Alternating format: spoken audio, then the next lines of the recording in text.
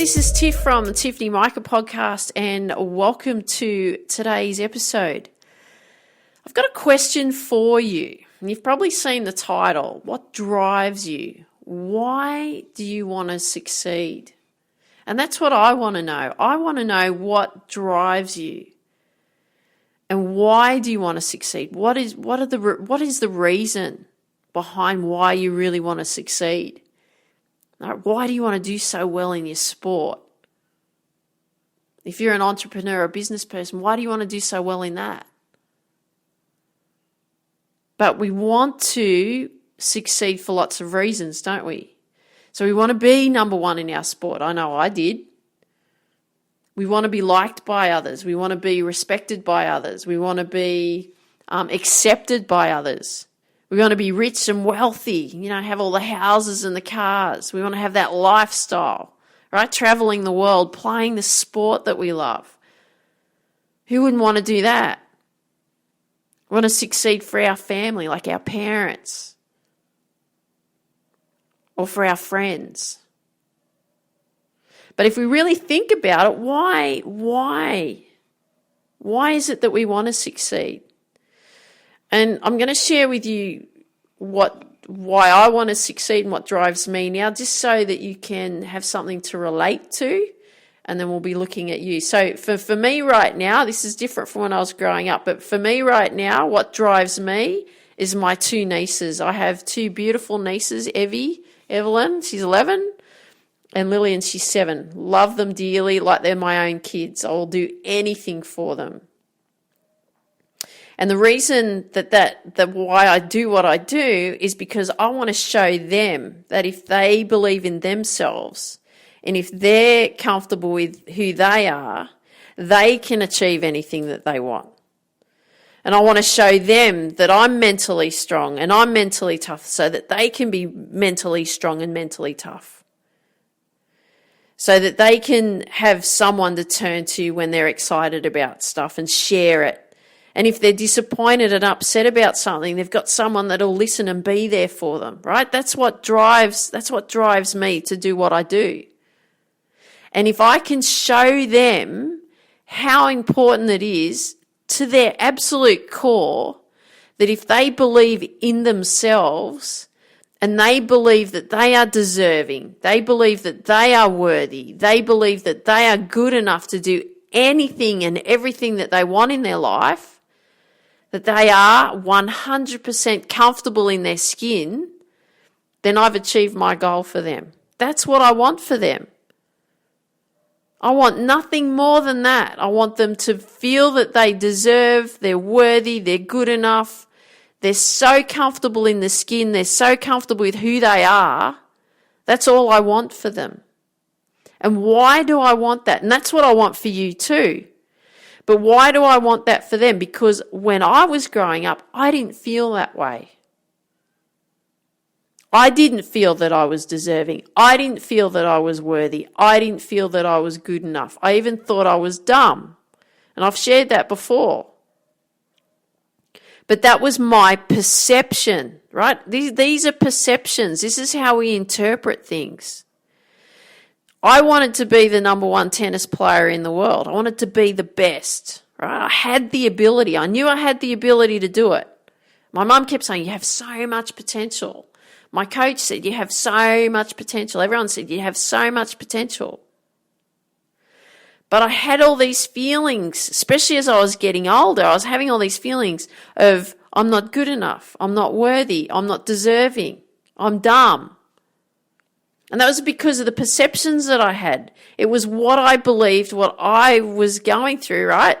Growing up, this is what I believed. In my mind, I had this perception, you may relate to this, in my mind I had this perception that my mum had this bar, right? This big bar that she had set for me, like this level, right? This standard. And in my mind, that bar was set so high that I could never achieve it. Never achieve it. And why? Why couldn't I achieve that? Because in my mind, I felt that I could never do that. So that bar that was set, right, in my mind, and as I got older, 16, 17, 18, 19, 20, up until the age of 35, everything just got harder, right? Everything got harder. Tennis, which I lived and breathed, got harder, especially between the ages of 16 and 20. School, well, I didn't like school anyway, but there was just more work to do. There were boys hanging around, and I didn't know how to deal with relationships with boys and stuff. And I was incredibly frustrated. And I always felt that there was something holding me back, right? And I couldn't express my emotions. I was too frightened of showing emotions. And I just couldn't show anyone how I'd feel. So I never talked about it. I found it really difficult to talk about it. So I'd bottle up my emotions growing up. So my family laugh about it and even to this day call me that I was a moody teenager.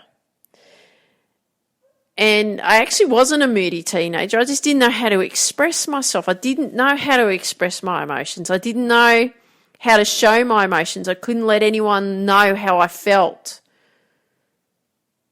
because I didn't know how to express myself.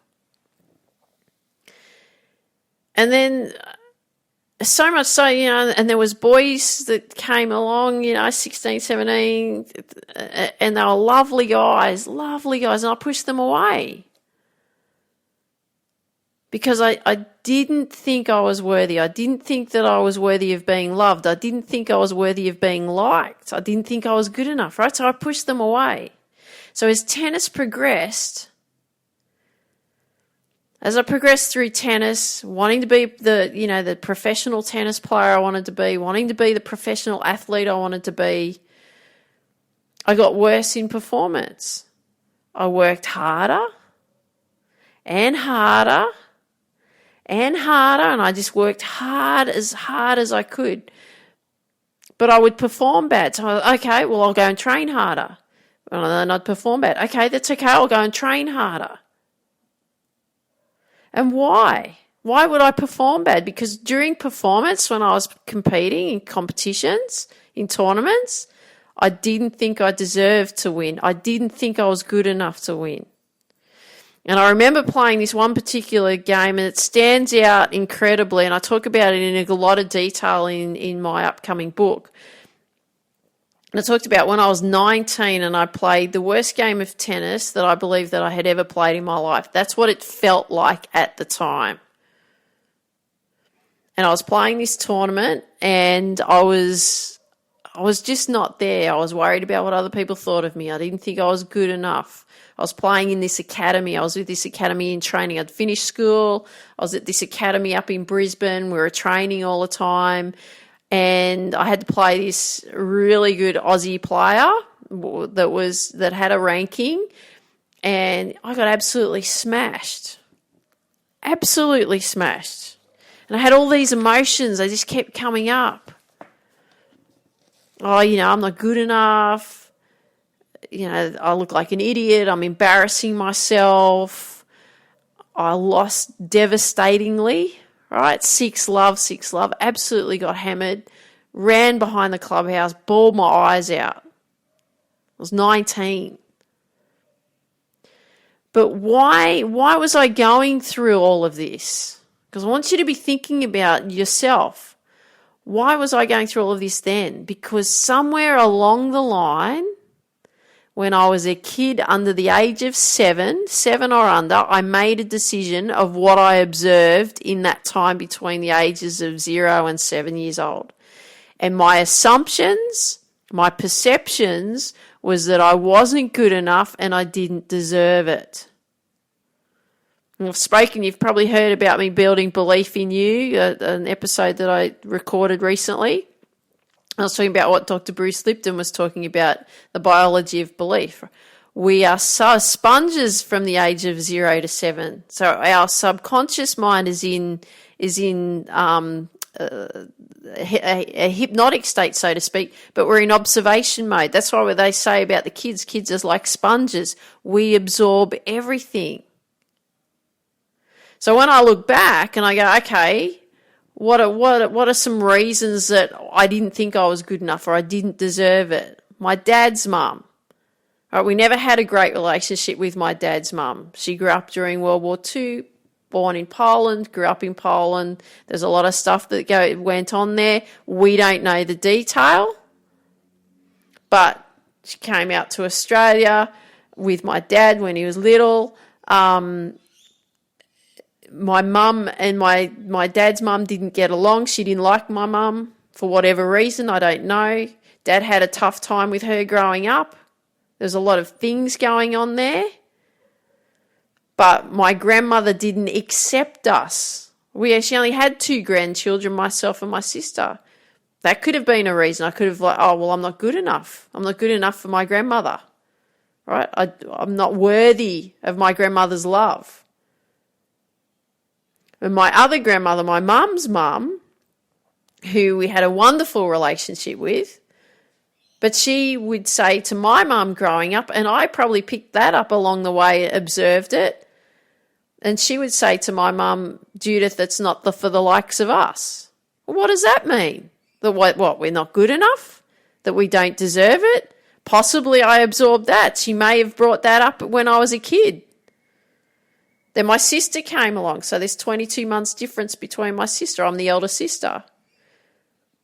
Most likely at that time, because my sister came along, my mum had to give her more attention. Mum doesn't love me. She loves my sister more. But these are assumptions that we make as kids. Not good enough. Not deserving enough. My mum doesn't love me. What do I need to do so that my mum will love me, right? These are perceptions and observations that we make as kids. When we're kids, we don't understand all that. We just observe and absorb. I'm not blaming any of my family for anything. I'm just making an observation. These are some possibilities that could have happened as I was growing up, that I made a decision of everything, all the information that as I was absorbing as a kid, I'm not good enough and I don't deserve it because of what I was witnessing. So why is this important? Why is this important? It's important to know what drives you. It's important to know why you want what you want.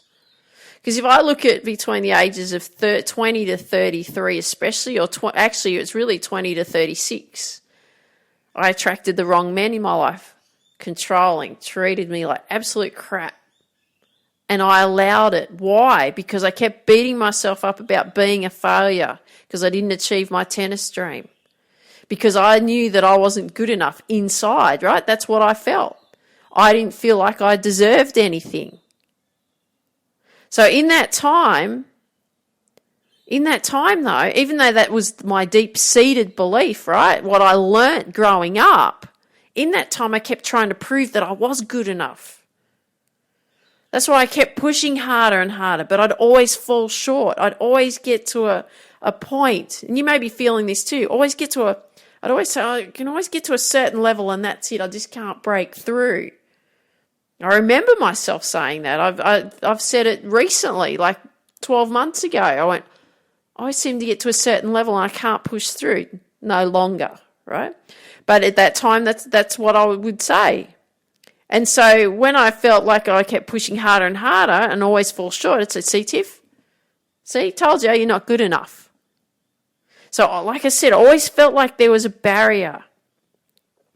Could only get to a certain point, and then I felt like I couldn't break through. It was just a wall. I'd hit a wall, but I couldn't. And you know why? Because deep down, I didn't believe in me. Deep down, I didn't believe that I was good enough. Oh, everyone says, Tiff, You work so hard. Tiff has so much potential. Tiff this, Tiff that. Great. But I was always working to prove. Always working to prove what? Always working to prove that I was good enough. Always working to prove that I was worthy. Because I always thought it was for my mum. Right? I always thought that I had to prove to my mum that I was good enough. I always had to prove to my mum that I was worthy. Because I felt like this bar. Remember, I was talking about this bar that she'd set. But I realised that my mum loves me no matter what. But my perception, when I was growing up, thought that my perception, right, what I thought was that I had to prove that I was good enough and that she would love me. Because growing up, I never felt loved. But it was a perception. All the information that I gathered as a kid was that's what I interpreted it to be. So you may be finding that you're not performing in your sport, and you may be finding that you're not where you really want to be.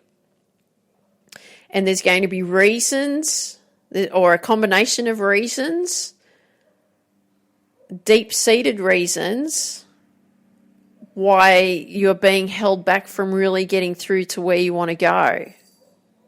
And a lot of the time, what drives us are for what Tony Robbins calls about the 6 human needs. And if you don't know what the 6 human needs are, there's certainty, variety, love and connection, that's one, significance, growth, and contribution. So being a sports person, like when I was growing up, being a sports person was for significance, showing that I was the best, showing that I was worthy, I was deserving, to prove I was good enough. Why? So that I would be loved. It was all about love and connection. It was all about significance. How I could be loved. How I could feel significant. Because that's what was driving me. Now it's growth and contribution, right? The more I grow and develop, I understand how humans operate, especially for my passion in sport. I love sport. I love the mindset around sport. And sport and business is exactly the same. It's just a different industry. But if I can understand everything about how we as humans operate, then I can help you. I can contribute. I can make a difference to you. I can help you get to where you want to go. I can help identify what drives you, so that you're achieving what you want to achieve, so that you're feeling comfortable in your own skin. So you're feeling comfortable with who you are and you want to achieve what you want to achieve for you. Not to so that you feel loved, not so that you feel good enough, not so that you feel that you're worthy or deserving. To show yourself that you can do it. Why not? Because you can if you want it. Whew, that's a bit of an intense one today, but I really felt like it was something that I had to share with you today, because we have to understand how we're operating. Because if we've got something that's holding us back, and there will be things that will come up that will hold us back, we'll get to certain levels and we feel like that we will struggle and not get through them. We want to identify what's going on and then how we can fix that. So I hope you enjoyed today's episode. I'd love it if you could share with me what you like best about what you heard today. If you have 30 seconds to spare, I'd really appreciate if you could leave a 5-star review wherever you hear these episodes. I'd really appreciate that. And if you have got friends that you know that would benefit from these episodes, I'd love it too if you could share with your friends these episodes, because we want to build the Reach Your Potential with Tiff community as big as we possibly can. And I want you to dream big, believe in you, and go after your dreams. Have an awesome day. Take care. Talk soon. Bye-bye.